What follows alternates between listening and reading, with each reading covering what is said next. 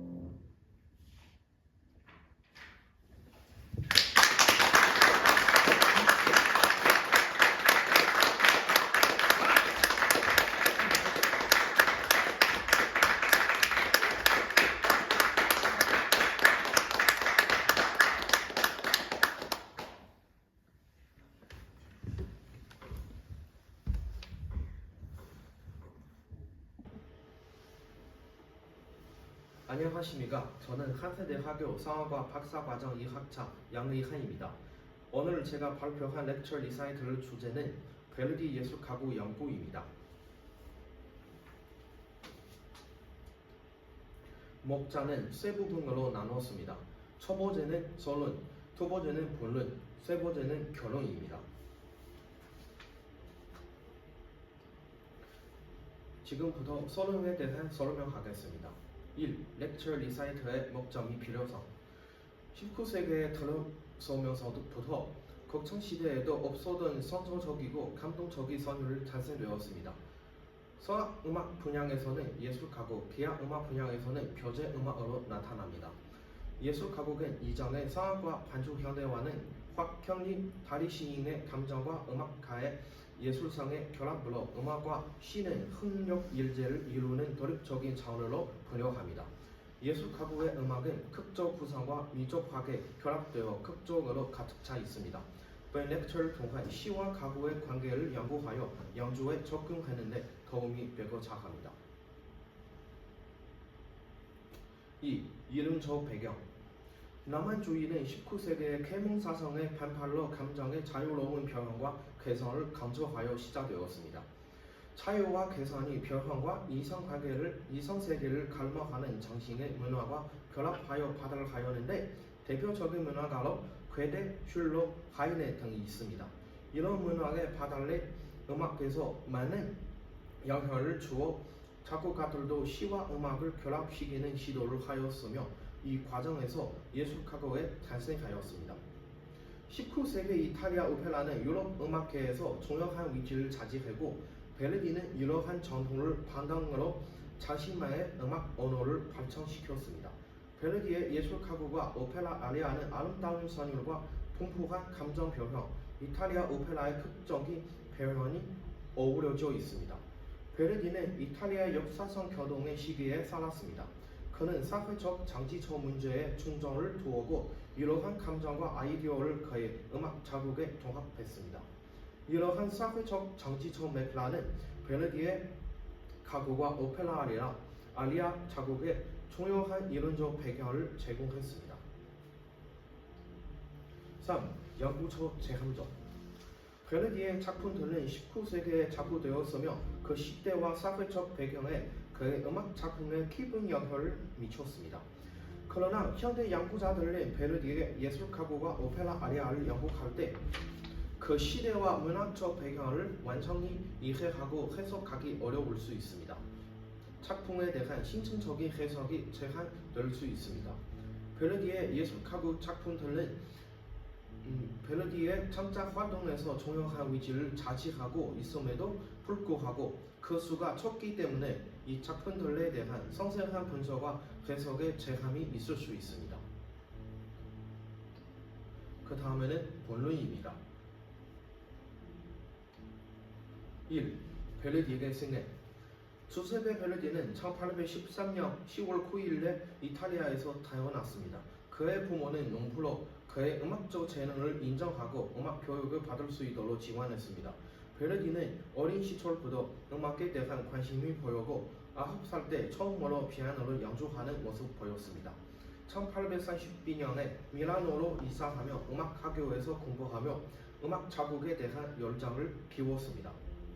1839년 26살 때 그의 첫 번째 오페라 오델로가 공연되었으나 성공하지 못했습니다. 그러나 1842년에 나부코가 공연되면서 그의 작곡가의 지위가 높아졌습니다. 이 작품은 이탈리아의 독립을 상징하는 국민적인 주제와 결합한 음악적 표현이 인기를 끌어 큰 성공을 거두었습니다. 그 후 베르디는 수많은 오페라가 작곡했는데 그 중에서도 리골레토, 일 트라바토레, 라 트라비아타 등의 가장 유명하게 알려져 있습니다. 그의 작품은 그의 시대의 사회적 문제와 인간적 감정을 다루며 그의 음악은 극적인 감동과 멜로디의 아름다움으로 높은 평가를 받았습니다. 베르디는 지속적으로 작곡 활동을 이어가면서 국제적인 명성을 얻었고 그의 작품은 전 세계적으로 공연되었습니다. 그는 이탈리아 음악의 걱정으로 인정받으며 그의 작품들은 오늘날에도 많은 연구와 연주를 통해 산업하고 있습니다. 베르디는 1901년에 미라노에서 87세의 나이로 사망하였습니다. 이 베르디의 가구의 특징이 있습니다. 베르디의 가구 특징이 모두 6시기로 나눌 수 있습니다. 1. 베르디의 가곡은 감동적인 가사와 멜로디로 가득 차 있습니다. 그의 가사는 간결하면서도 격렬하며 다양한 감정과 인간적인 이야기를 다룹니다. 그의 멜로디는 보컬리스트의 감정과 가사를 감정적으로 변화하며 듣는 이에게 깊은 감동을 전달합니다. 2. 베르디의 가곡은 명확한 가곡 형식을 따르고 있습니다. 그의 가곡은 대개 ABA 형식을 따르며 가사의 내용과 감정 평화에 따라 음악적인 구조를 다양하게 구성합니다. 3. 베르디의 가곡에서는 드라마틱한 표현과 다양한 감정의 표현이 특징입니다. 그의 음악은 가사의 내용과 감정을 효과적으로 표현하며 보컬리스트에게 다양한 음악적 과제를 부여합니다. 또한 그의 가곡은 사랑, 분노, 슬픔, 희명 등 다양한 감정을 다룹니다. 4. 베르디의 가곡은 다양한 보컬 기술을 활용하며 보컬리스트의 높은 기술적 수준을 요구합니다. 그의 가곡에서는 화려한 아리아뿐만 아니라 다양한 아성플과 합창에 등장하여 다양한 보컬리스트의 조화로운 연주가 이루어집니다. 5. 베르디의 가곡은 화려하고 기술적인 피아노 반주와 오케스트레이션 특징으로 합니다. 그의 작품에서는 피아노가 보컬리스트에 도와주며 드라마틱하고 감동적인 연주가 펼쳐집니다. 또한 오케스트라가 가곡의 감정과 분위기를 공포하게 변화하여 가곡의 감동을 한층 높여줍니다. 6. 베르디의 가곡은 이탈리아 스타일과 언어를 기반으로 합니다. 그의 가곡은 이탈리아어로 작성되어 이탈리아 문화와 언어에 대한 사랑을 보여줍니다. 세 번째는 베르디 가곡의 창작 배경입니다.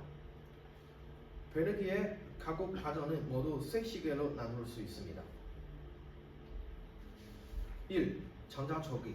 이 시기는 베르디의 창작 초기이자 베르디가 유명하지 시기이기도 합니다. 베르디의 초기 소재는 대부분 죽음과 고통을 묘사하는 내용이었고 작품에 나타난 이러한 빈관로운 베르디가 딸을 잃고 인생을 마친 것과 직결됩니다. 이 시기의 주요 작품으로는 오벨도, 나부코, 세 로만제 예술곡이 있습니다. 2. 창작 준비. 1850년대 후반부터 베르디의 예술 창작의 장성기를 맞았지만 이 단계에서 베르디의 예술적 상주는 주로 오페라 예술이었습니다. 이 시기 베르디가 작곡한 오페라는 대부분 완성도 높은 작품들이었습니다. 오페라의 구성이 집요하고 드라마틱하게 극대화되어 오페라 속 인물의 이미지를 더욱 깊이 있게 변화하여 청중들에게 인기가 높았습니다. 1851년 베르디는 오페라 리꼬레도를 만듭니다.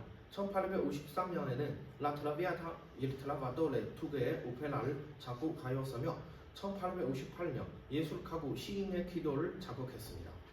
3. 창작 말기. 이 시기 베르디의 오페라 창작은 물러있고 1870년 오페라 아이다를 제작해 1871년 이집트 가이로 오페라 극장에서 조연했으며 베르디 본인이 직접 지휘를 맡았습니다. 1887년과 1893년 오페라 오델로 팔스타프를 작곡해 성공적으로 공연했습니다. 또한 예술 가곡 작품이 1863년에 케이크, 1869년에 민요가 있습니다. 1894년 베르디는 마지막 예술곡 주요 나를 불쌍히 여길 소설을 작곡했습니다. 지금부터 제가 베르디 예술 가곡에 대한 설명하겠습니다. 첫 번째 가곡은 Il Poveretto입니다. 이 곡은 1847년에 작곡되고 발표되었습니다. 당시 베르디는 런던에 있었고 음악은 이탈리아의 출판가 조판니나 루카에 의해 발표되었습니다. 주목할 만한 점은 작품 Il Poveretto가 발표된 후 1851년 프레세에서 공연된 프랑스어 버전 리거레더에 흥미롭게 등장했으며 만달레나의 싼비입 특정으로 사용되었다는 것입니다. 이는 당시 이 곡의 인기를 보여줍니다. 가사 내용은 농평의 길에서 지나가는 폐인에게 구걸하는 장면을 묘사합니다. 젊은 시골 조고를 위해 싸우던 병사가 이제는 늙고 병들로 아무것도 돌보지 않은 빈창한 현실을 호소하며 당신은 성한 마음을 거지이라며 제게 한 부만 베풀어 주시오. 내가 지켜온 저거 마저 이제는 나를 잊어서라고 외칩니다. 사회의 내흥함과 인간적 공통을 호소하는 내용입니다.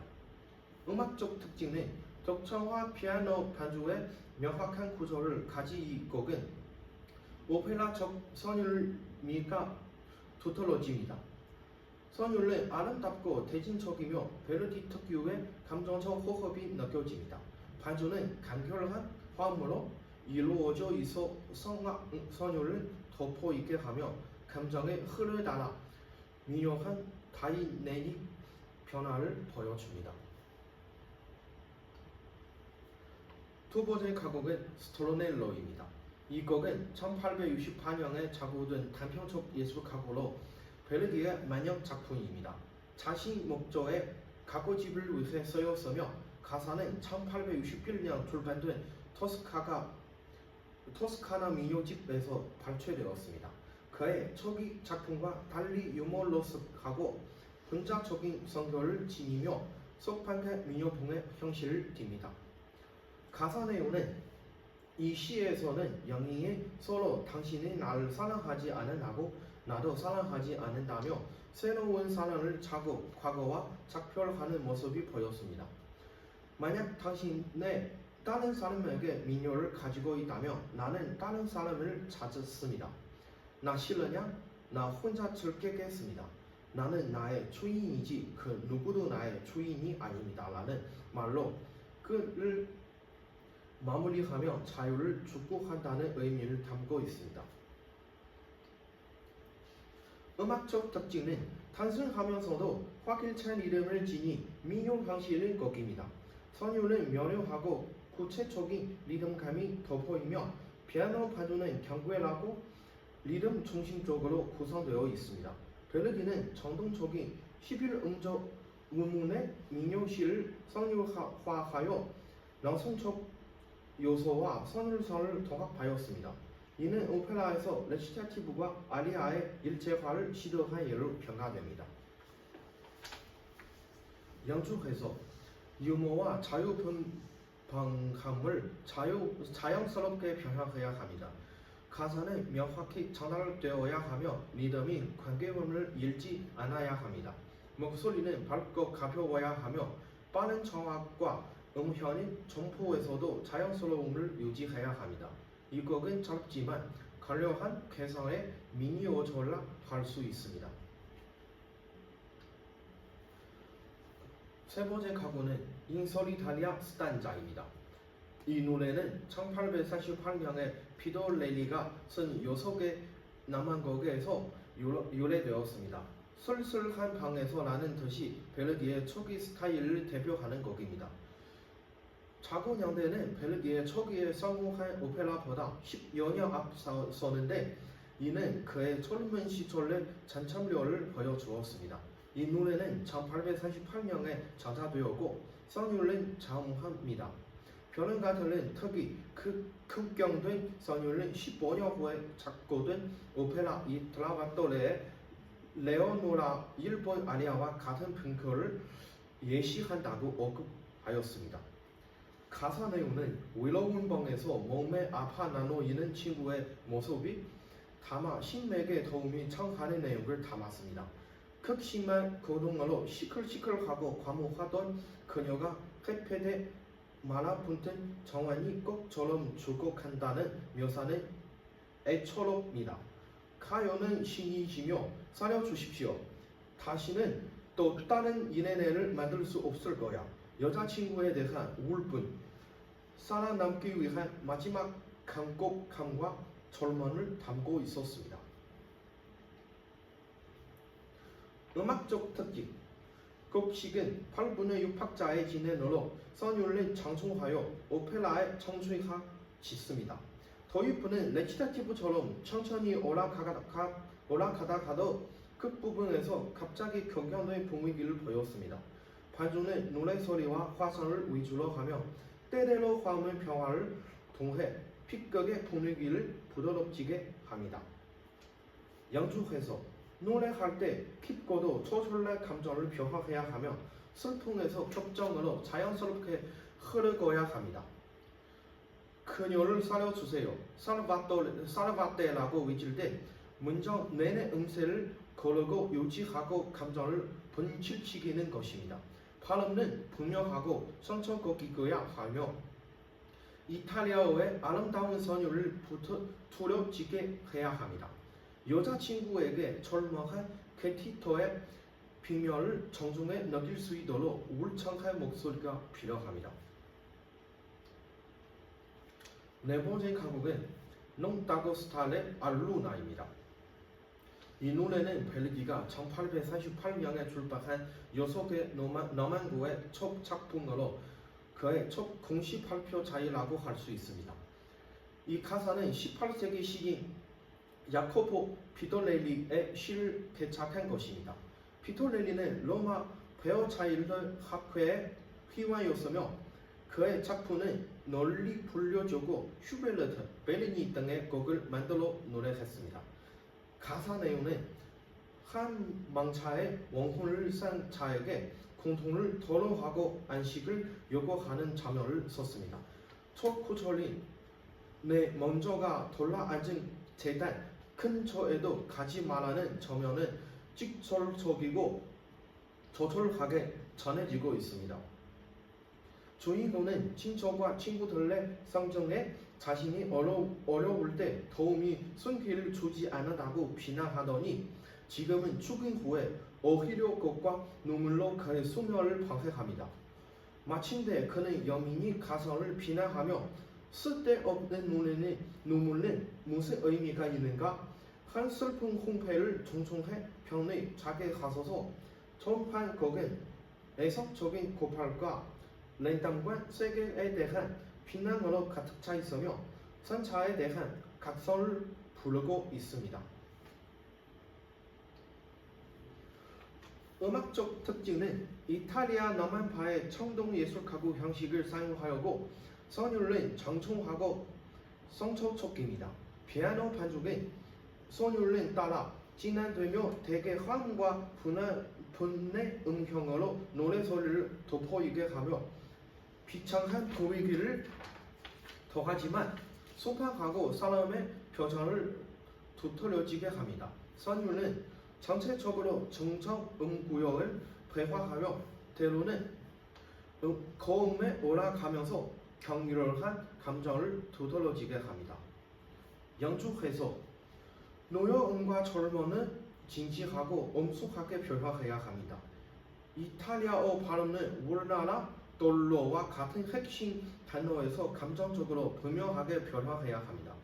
호흡을 잘 조절하여 감정적으로는 슬픔에서 분노로 변화하면서도 편안한 아픔을 지닙니다. 다섯 번째는 데비에도서 오 아돌로라따입니다. 이 노래는 크레체니 쓴 괴대의 선생님에 나오는 기도시에서 나왔으며 가사는 벨기에 동료 루이지 발레스트라가 이탈리아어로 번역할 것입니다. 1848년 이 종교적인 기도는 벨기에 첫 번째 가구 모음집에 수록되었습니다. 이 곡은 슈베르트와 볼포 등 독일인 가구들에 의해 작곡되기도 하지만 벨기에 보청이 선율을 두렵이 다르며 이탈리아 발라드에 가깝니다. 가사 내용은 가렌체는 성모에게 잠회하며 울면서 사랑하는 사람을 불쌍히 여겨 지켜달라고 가창합니다. 가사는 자파놓은 가엾는 성모여 나의 공통을 바라보소서라는 경경함과 조길로 가득 차 있습니다. 그의 심정은 공으로 시렛 성문의 성을 바라보며 아들을 위해 흐르리라 정체적으로 경교하고 절망적인 기독 감정이 가득하며 조이군이 이때 무기력하고 슬픈 정서를 고향하였습니다. 음악 특징은 성률은 장충하고 서클을 보며 기본에 이어져 일반적인 작품의 소판감을 저울합니다. 반주가 간결하고 저음하며 악구의 화성으로 사람의 소리에 어울리며 낮은 화음과 점차 강해지는 힘으로 깊은 종교적 분위기를 조성하였습니다. 노래를 부르려면 음색이 경교하고 순수해야 하며 음력이 적절하게 조절해야 합니다. 연주에서는 발성은 부드럽고 응고해야 하며 음색이 부드럽고 경고한 pit을 유지하도록 해야 합니다. 기도문 중 불성한 서모요를 부드러운 목소리로 부르고 감정이 거쳐되는 부분에 자연스럽게 거쳐되어야 합니다. 특별한 정시음, 소스피리의 딸의음과 같은 음은 섬세하고 감정적으로 다루어야 합니다. 한마디로 강한 경건함과 깊은 노래의 감정 표현이 관건입니다. 마지막 가곡은 아도부나 스텔라입니다.